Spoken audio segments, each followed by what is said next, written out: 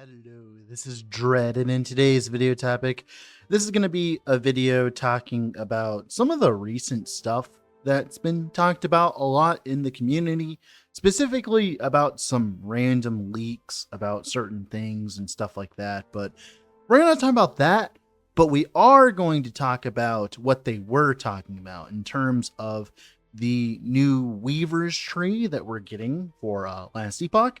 If you don't know, we're getting a new faction next patch called the Weaver's faction, and part of that faction is going to have a whole tree based on the Monolith of Fate. And that's pretty much all the info that we have so far, other than specifically a few nodes here and there, like a node to turn off arena echoes and a node to make super arena echoes. That is all of the info that we have any idea of. So making any ideas of what the Atlas actually is kind of a dumb idea. So we're not going to do that, but we are going to talk about the implications of the addition of a quote unquote tree into Last Epoch, because this part is important. Because if you don't know, Last Epoch already has really good ways of getting items currently, so it doesn't need that much of a boost to help. Now, what do I mean by that? Well, we have either COF or Merchant's Guild. So in COF, you kill stuff, get favor, make prophecies, cool, and you just generically get more loot. It's a little bit worse, kind of, than Merchant's Guild. Definitely in terms of time played, but it really depends on how many people are playing the video game, because I can tell you right now, playing Merchant's Guild right now is absolute dog shit. So, sorry, I had to move my cat. The way that I view it personally is COF is, Merchant's Guild is really good when there's a bunch of people playing, which there will be at the start of the next season. And COF is really good at the end of the season when literally no one is playing. If you want to get the best of the best of the best, those are the times that you should be playing. Either COF and playing a bunch, or playing Merchant's Guild and playing at the beginning of the season. There's actually some benefits to being COF, specifically the ease of access of Red Ring of Atlaria. If you are a Red Ring of Atlaria build, you actually thrive in COF, because getting a red ring there is significantly easier than it is in Merchant's Guild, because in Merchant's Guild they're absurdly expensive. Yeah, if you want to have a red ring, I've bought a few and sold a few, and they're not that expensive for me, but for someone who doesn't play as much as me, they're definitely a lot more expensive than playing in COF, because in COF you can get them way quicker with like ring prophecies and stuff like that. So those are first two. And of course, this isn't really talked about that much, but there was the Harbinger faction, like the Harbinger people faction. And people don't think about it much, but that is insanely strong for item acquisition as well. So like, for instance, you can get a lot of bosses. If you don't know, in the end game, you can drop a lot of Glyphs of Envy and a lot of Harbinger Needles and end up fighting a lot of bosses in a row, especially if you push up Corruption. There are times where you can push up into Corruption and do a chain of like 20 bosses in a row.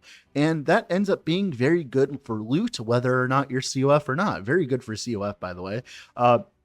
For Merchant's Guild, it's good if you're like farming uniques that matter, or uniques that actually cost anything, like Twisted Hearts, for instance, right? When Frostclaw was all the rage, stuff like that, right? And people don't really talk about it because most people don't really get that far in the game. I doubt there was that many people that actually got to 10 out of 10 Harbingers, mainly because the initial grind was so laboriously long. That has recently been fixed with the change to make it so that we can catch up in Corruption with with the Orbis and stuff like that. So now the 10 out of 10 Harbinger grind is not that long anymore. Speaking of that, by the way, I am going to be making a full 10 out of 10 Harbinger grind eventually. So if you want content like that, heavily suggest leave a like on this video and subscribe to the channel, as that is the best way of currently supporting me. But yeah, so cool. It only takes me about maybe 10 to 14 hours now to get to like 10 out of 10 Harbingers on a fresh character. It goes way quicker if I'm playing a character I've played before, mainly just because like I've been testing a lot with these Harbinger runs, but that's all cool and dandy. Okay, great. But what does that mean? Well, we already have two ways of getting a lot of gear that makes gearing much quicker than before, right? Cool. If we add a third axis to this, that's going to add a lot more to the depth of farming and stuff like that, right? Let's say there's a way of allowing you to get more 3LP gloves or something like that, right? I don't know. Like let's say I'm playing a melee attack build and I need a pair of Falcon Fists with 3LP on them. And I need a lot of them because I want very specific modifiers. Well, with the runes, right? With the runes of Havoc and Redemption, getting items to slam into those, like those 3LP Falcon Fists, is going to be significantly easier. I take any pair of gloves with a tier 7 modifier and I re-roll it until I hit tier 7 attack speed or whatever other affix that would be desirable, right? That's going to lead to very good items being made in general. Remember, the rune of Redemption re-rolls all exalted affixes. So if you have an exalted item that has 2 affixes, which happens all the time, by the way, but it's usually shit exalted items, but you can use runes of Havoc. And remember, Redemption actually, but remember as well, these items have very large amounts of forging potential when you drop them. So the odds are you can re-roll them 2 to 3 times. That's all you really need sometimes to make these items good. So the amount of gear that you're going to be able to acquire in the end game is going to be massive. But that's actually the point of this video, because there's so many people talking about the Atlas tree and stuff like that and comparing it to Path of Exile and stuff like that. But I think that's not a good idea, considering that the way that the item economy works in Path of Exile 2 and Path of Exile 1 and the way it works in Last Epoch are 2 completely different games, in my opinion, in that regard. Like they're similar because they're both action RPGs, but the way that you get items and the way that you farm like content is completely different, because in Path of Exile, you're farming for currency. In Path of Exile 2, you're farming for currency to buy your item. And Last Epoch, even if you're playing in Merchant's Guild, you're still dealing with items. You're not dropping currency on the ground, you're dropping items, and then you're converting those items into currency, and then buying other people's items, and then converting them into wearable gear. That is significantly different than like Path of Exile, because in Path of Exile, you just make money, like money. Like you just literally just make as much money as possible. While here you are trying to target farm specific items to put on your character, right? Now, of course, you can make a lot of money, but the end goal of Merchant's Guild is to spend that money to turn it into items that you want. Like for instance, when I play Path of Exile and I want a unique, half the time I'm going to get the unique and then I'm not going to touch it. There might be ways of corrupting it with like Kinakora's locks and stuff like that, but the unique isn't going to be quote unquote crafted. I don't have to craft the unique. In Last Epoch, all the uniques have to be crafted. I need like a 1LP Ravenous Void with like tier 7 HP regen on it or something like that, right?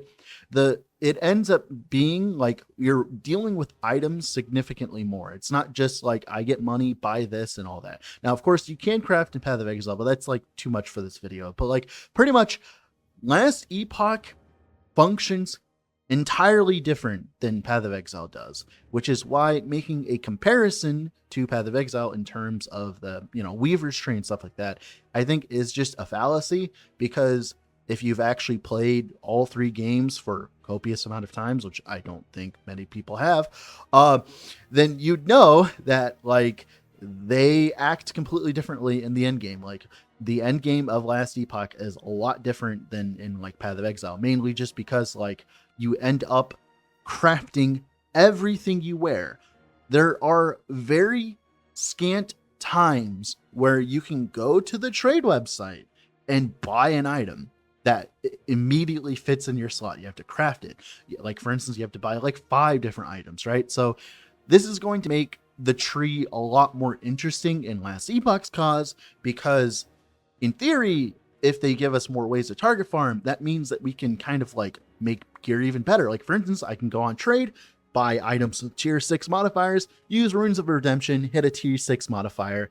Then of course as well, I can use the tree to like target farm 3LP like gloves, if that's what they allow us to do, right? Obviously, we can like target farm 3LP like Falcon Fists, and then I can just keep going, and I can make the Merchants Guild do some of my work, and then I can make the tree do the other half of the work, right? And for COF, it's even better because COF, like in theory, it just makes your farming more efficient if you can turn off arena echoes. Arena echoes are just a blight to mankind in Circle of Fortune because they give no favor. So having the ability to turn them off will significantly increase the amount of like stuff you get. Also, as well, if there's like echoes that like just generically have more density than others and give you more favor, remember, like, we're getting like a bunch of these little echo things, right? There could be an echo that has like a bunch of density inside of it, right? And that could be a huge boost to COF because you can put it on your web, put all of them on your web, and then you can use a vessel of memory. You'd go and scout out for a vessel of memory first, right? You go find a vessel of memory, do them again, get insane favor per hour. Like, there's so many more layers of depth to this than people are thinking. People are thinking that like it's just going to be like, oh, Pee-wee Atlas tree, I click on button, I get a bunch of currency. It's going to be a lot more complicated than that in the end, because the way that we get items in Path of Last Epoch are a lot more complicated. Our build depth might not be as in depth, but getting items in Last Epoch is not an easy task. Like, but the thing is, the reason why I'm bringing any of this up is because, like, Last Epoch, like, not many people get to that point. Like, nobody gets to that point. I get to that point every so often. The people who play COF for hundreds and hundreds of hours get to that point. But not many people get to that point. Like, for instance, only like maybe like 1% of the population or whatever gets like 300 corruption. This kind of grind, this min-maxing that I'm talking about for COF and Merchants Guild, it doesn't even happen until you like get your first character like 700 corruption or something, right? So like, odds are not many people are going to get to the point where they can interact with the tree as well. So like, odds are not many people are actually going to interact with the tree, the Weaver's tree, because they won't get to the point where they can interact with it because not many people end up playing Last Epoch that long. So hopefully that this update means that people will play Last Epoch for longer. Maybe the retention will be better because there's more content. But you know, like, I just see so many complaints, so much talk about it, and I'm just like, half of you guys don't even like actually get to the end game anyways. So why is this even a problem? That just might be me being an elitist here, but like at the same time, like, it kind of shows, considering that like no understanding of how people actually get items in the end game. But well, that being said, this has been Dread. Off to go do something else. I'm excited for the next patch. How about you guys? Bye.